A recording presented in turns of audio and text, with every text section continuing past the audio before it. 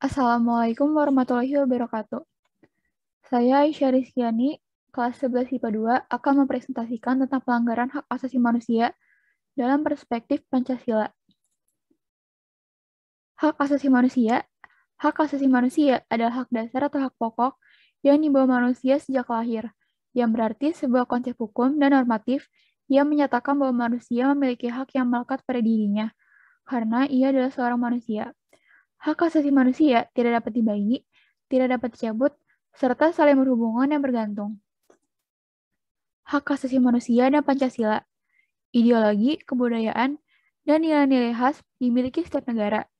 Di Indonesia, dalam menegakkan hak asasi manusia, dilakukan dengan berlandaskan kepada ideologi negara Indonesia, yaitu Pancasila.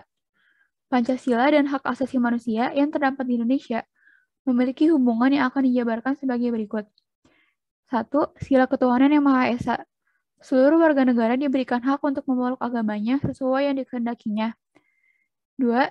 Sila kemanusiaan yang adil dan beradab. Menempatkan hak setiap warga negara pada kedudukan yang sama dalam hukum. Yang ketiga, sila persatuan Indonesia. Warga negara mengutamakan kepentingan bangsa dan negara daripada kepentingan pribadi maupun golongannya. Yang keempat, sila kerakyatan yang dipimpin oleh hikmat kebijaksanaan dalam permusyawaratan dan perwakilan. Melakukan musyawarah agar menghasilkan mufakat dalam penyelesaian masalah keputusan satu arah yang dapat mengganggu atau merugikan hak orang lain.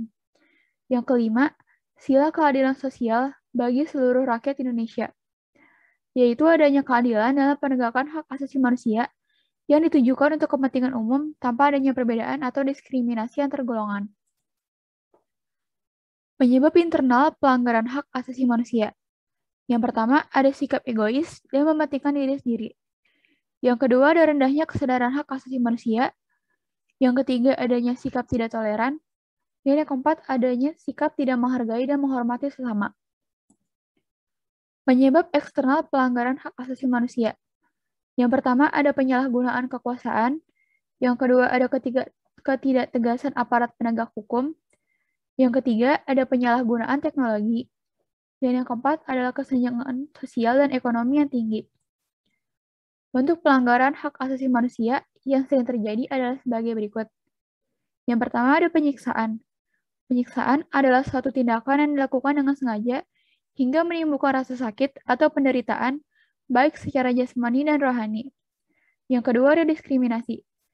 Diskriminasi merupakan suatu pembatasan, pelecehan, atau pengucilan yang secara langsung maupun tidak langsung serta didasarkan pada ras, sara, dan sebagainya. Pelanggaran hak asasi manusia berdasarkan sifatnya dibagi menjadi dua. Yang pertama, ada pelanggaran berat.